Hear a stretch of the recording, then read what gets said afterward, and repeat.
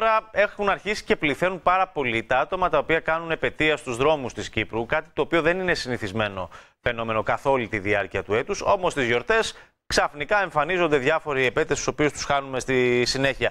Για πάμε να καλωσορίσουμε την κυρία Αναστασία Καμένου. Είναι η προϊστάμενη της Διεύθυνσης Σωματείων του Υπουργείου Εσωτερικών. Γεια σας. Τι κάνετε? Σας χαιρετώ, τι κάνετε? Μια χαρά, μια χαρά. Αλήθεια δεν είναι? Νομίζω καταγράφεται ότι έχει αυξηθεί πάρα πολύ το ζήτημα της επετείας. Προφανώς δεν είναι όλοι οι άνθρωποι καημένοι με μεγάλες ανάγκες, γιατί αλλιώς θα τους βλέπαμε καθ' όλη τη διάρκεια του χρόνου. Ναι, η αλήθεια είναι ότι επιτείνεται σε αυτήν την περίοδο η επετεία. Το Υπουργείο Εσωτερικών βέβαια είναι αρμόδιο για την αδειοδότηση των εράνων, ενώ τα θέματα επετείας είναι θέματα της αστυνομίας, κύριε Μιχαλαρέ. Δηλαδή, όταν κάποιος έχει να καταγγείλει κάτι, πρέπει να απευθύνεται στην αστυνομία. Ενώ το Υπουργείο Εσωτερικών είναι αρμόδιο στο να αδειοδοτεί τους εράνους, οι οποίοι γίνονται με έναν νόμιμο τρόπο μέσα από μια καθορισμένη νομοθεσία. Για πάμε τώρα στους εράνους, γιατί έχουν αυξηθεί και οι έρανοι, είναι προφανές. Πώς ξεχωρίζουμε ότι κάποιος έρανος είναι νόμιμος, έχει πάρει την άδεια, ενώ κάποιος άλλος ίσως εκμεταλλεύεται και την κατάσταση? Ναι. Όταν αδειοδοτηθεί ένας έρανος, καταρχήν υπάρχει ένα έγγραφο το οποίο αποτελεί την άδεια, στην οποία υπάρχει και το λογότυπο του Υπουργείου Εσωτερικών, υπογραφή από την αρμόδια αρχή. Αλλά υπάρχουν και κάποιοι πρακτικοί τρόποι που μπορούμε να αναγνωρίσουμε ότι ένας έρανος είναι νόμιμος, πέραν του να ζητήσουμε να μας δείξει την άδεια ή να μπούμε στην ιστοσελίδα του Υπουργείου Εσωτερικών και να δούμε ότι είναι πράγματι αδειοδοτημένος, διότι αναρτούμε τους αδειοδοτημένους εράνους. Υπάρχουν και κάποιοι πρακτικοί τρόποι, όπως παραδείγματος χάρη το κουπόν είναι η απόδειξη η οποία μας δίνει να είναι προεκτυπωμένη και να φαίνεται το όνομα του εράνου. Συνήθως υπάρχει ένας λογαριασμός τραπεζικός, ο οποίος έχει διακριτικά έρανος υπέρ, άρα δεν είναι ένας οποιοσδήποτε τραπεζικός λογαριασμός, αλλά έχει συγκεκριμένα διακριτικά.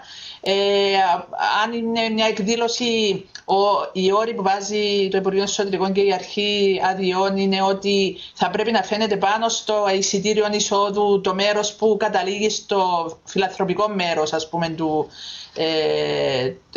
της εκδήλωσης. Τι άλλη πρακτική τρόπη να πω? Ότι ο πιο ασφαλής τρόπος συνήθως είναι να βάλουμε την εισφορά μας ακριβώς σε έναν τραπεζικό λογαριασμό, σε τραπεζικό ίδρυμα της Δημοκρατίας, ή αυτά που λέμε το Charity Direct, δηλαδή των οργανισμών των τηλεπικοινωνιών, όπως είναι η ΣΥΤΑ, όχι σε άλλα links ή σε άλλες ιστοτόπους του διαδικτύου που βλέπουμε πολλούς να εμφανίζονται τελευταίως, που πολλές φορές παραμένουν και σε χώρες του εξωτερικού. Αυτοί δεν είναι ασφαλείς τρόποι. Γενικά είναι αυτοί, και καλύτερα να γνωρίζουμε και τον οργανισμό, ο οποίος, δηλαδή να έχουμε δει το έργο του, να έχουμε μελετήσει, να έχουμε ακούσει ότι κάνει έργο, γιατί μπορεί να είναι και κάτι το οποίο είναι άγνωστο σε εμάς, ενώ πιο ασφαλές είναι να προσφέρουμε σε έναν οργανισμό τον οποίο έχουμε δει τη δράση του, έχουμε μελετήσει κτλ. Ναι. Τώρα, εσείς όμως ως αρμόδια αρχή εκδίδετε άδειες για εράνους σε όποιον τη ζητήσει? Δηλαδή να έρθει το Σίγμα να σου πει θα κάνω έρανο για τους άπορους τηλεθεατές, θα δώσετε άδεια επιτόπου εν λευκό? Δεν γίνεται. Υπάρχουν κριτήρια. Υπάρχουν κριτήρια και για τον σκοπό και για τον οργανισμό, ο οποίος θα δηλώσει ότι θα είναι ο διοργανωτής. Ναι. Άρα υπάρχουν κριτήρια για την αδειοδότηση, υπάρχουν κάποια συγκεκριμένα ανάγκες οι οποίες αναγνωρίζονται στον νόμο ότι είναι αποδεκτές για να δοθεί ερανός, να δοθεί άδεια, αλλά και μετά το τέλος του εράνου υπάρχει υποχρέωση υποβολής οικονομικών αποτελεσμάτων, ελεγμένων λογαριασμών, αποδείξεων ακόμα και παραστατικών ότι τα χρήματα έχουν δοθεί πράγματι για το σκοπό.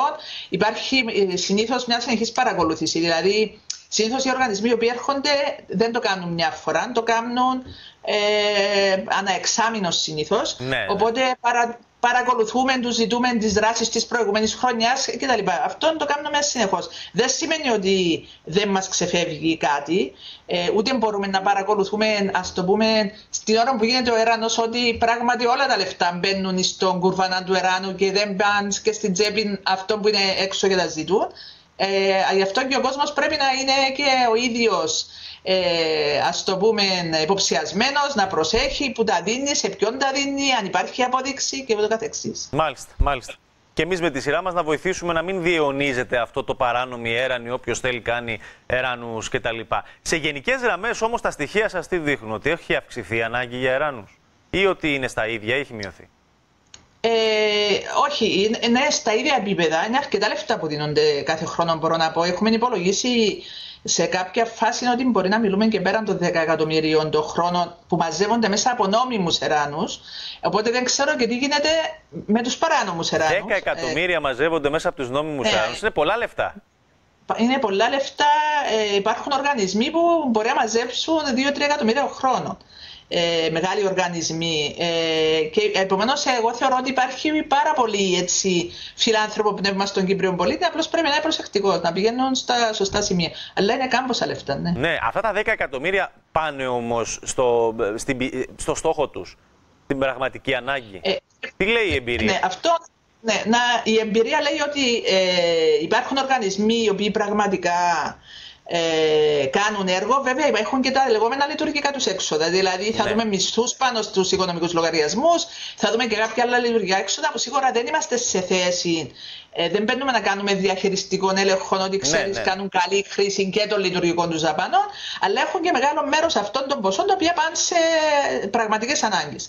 Εάν παρατηρήσουμε, ακόμα και σε άδεια την οποία θα έχουμε δώσει, αν παρατηρήσουμε ότι παραδείγματος χάρη έχουμε σταματήσει να αδειοδοτούμε οργανισμούς οι οποίοι μας έδειχναν ένα ποσοστό λειτουργικών δαπανών, παραδείγματος χάρη που ξεπερνούσε το 90%, το 95% των εσόδων τους. Οπότε λέμε, άρα εσύ υπάρχεις εκεί μόνο για να παίρνεις μισθούς. Ναι. Άρα το κοιτάζουμε και αυτό.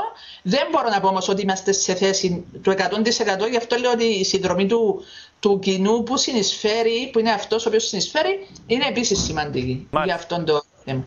Ευχαριστούμε πάρα πολύ για τις πληροφορίες που μας δώσατε. Να είστε καλά. Να είμαστε όλοι υποψιασμένοι πάρα πολύ για να βοηθούμε.